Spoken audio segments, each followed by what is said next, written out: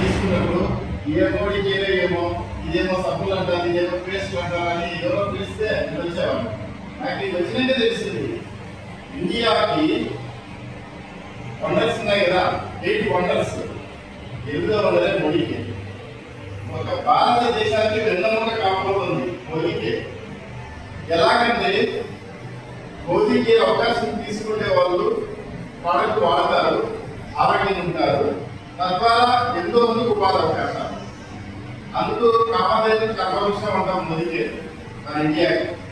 So ఈరోజు ఇటు ఎన్నో పనులు ఉంటాయి. చాలా చెప్పినట్టుగా బిజీ షెడ్యూల్ ఉంటుంది ప్రతి ఒక్కరికి.